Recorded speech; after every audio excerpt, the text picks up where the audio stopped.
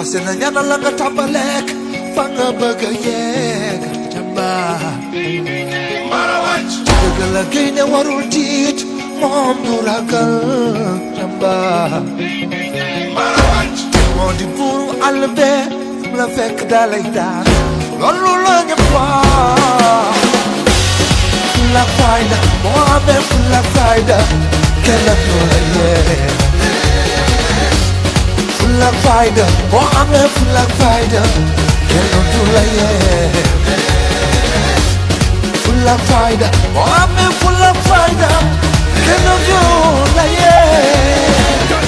Denis Sène responsable politique Pastef Koungheul. ok tey ñu pare la final bu am solo bi nga xam moo tax ban jàngat nga am ci final bi nga xam ne moom la ñu mbégte ak kontante ginnaaw bi conseil communal de la jeunesse muy kuréelu ndaw yu bokk ci mairie bi tuddee ma seen bés bi di 4e édition ak équipe bu mu àndal yëpp jël bés bu mal ni jagleel ma ko du ma def lu dul sant di gërëm mais di kontaan di bég ginnaaw bi ma teewee fii ànd ak samay famille quand je dis famille politique famille Pastef su ma limee xëy na mën naa juum mais ils sont tous là derrière moi et je les remercie encore une fois di gërëm vraiment conseil communal de la jeunesse parce que ce tournoi dafa regrouper des corps de métier, regrouper les services techniques de l'État, regrouper les services déconcentrés de l'État et les services financiers.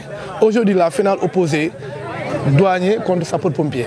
Bon, Dame Coupe a choisi les douaniers. Wow, bon, Coupe bi douanier jël nañ ko. Donc kontaan lañ am mbégte ginnaaw bi ñu waa Koungheul wuy see ginnaaw bi ñu patriote yëpp wuy see ginnaaw bi ñu sportif yëpp wuy see tey.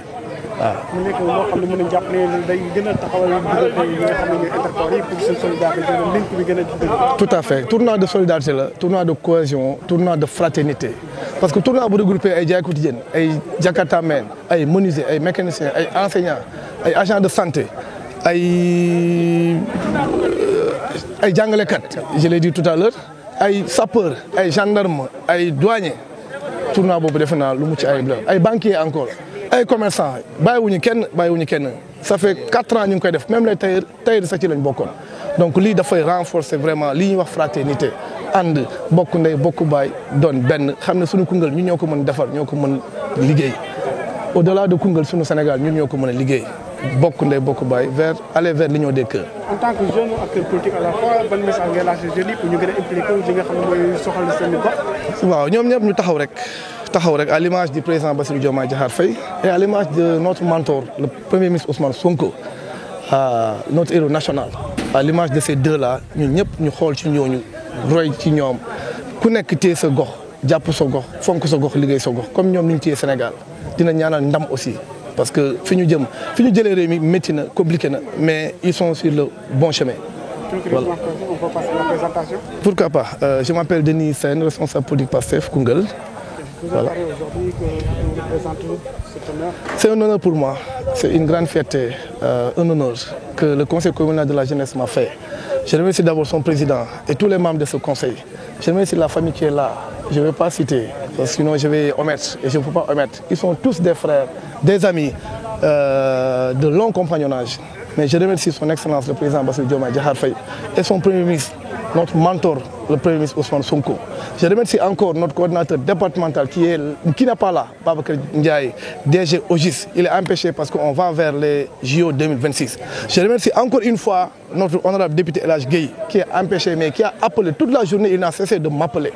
Mais si on voit à nos côtés, ou à mes côtés, la charmante honorable Ndeye Awa Dieng, la grande dame, la dame de fer, la lionne de Bambouk, c'est comme si Babacar Ndiaye DG était là, c'est comme si El Hadj Gueye honorable était là. Des actions de solidarité. Nous en faisons chaque jour. Chaque jour. C'est ça notre credo et c'est ça notre leitmotiv. Nous sommes, depuis élèves, nous œuvrons dans ce sens. Et Koungheul nous doit beaucoup, ou bien nous devons beaucoup à Koungheul. En tout cas, personnellement, moi. Ces gens de tournoi, on peut dire que ça renforce la solidarité entre les pays. Bien sûr que oui, ça renforce la solidarité, la cohésion, l'harmonie, la fraternité. Parce que je l'ai dit tout à l'heure en Wolof, ce tournoi regroupe des corps de métier, les services concentrés de l'État et les services financiers décentralisés. Abdoulaye Ndiaye ne me demandera pas.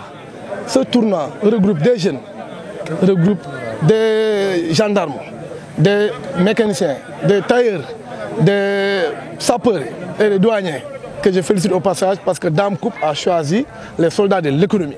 Donc les sapeurs, je les encourage, ils n'ont pas démérité et on a assisté à une très belle finale. Donc nous sommes tous une famille Koungheul, comme on dit en Wolof, mais ce tournoi en tout cas, le fait que je sois le parrain me va droit au cœur.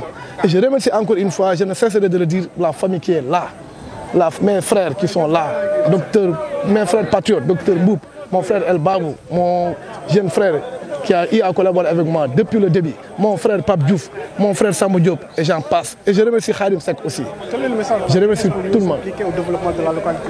Je l'ai dit tout à l'heure en Wolof. Prendre l'exemple sur nos deux personnalités, que sont le président de la République, Bassirou Diomaye Diakhar Faye, et le premier ministre Ousmane Sonko. Ils sont là, ils se battent nuit et jour, corps et âme, pour redresser le Sénégal. Parce que nous avons hérité d'une situation très catastrophique, et ça tout le monde le sait.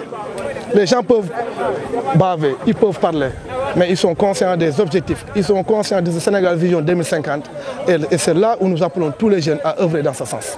Merci. Merci mon cher, merci. Merci.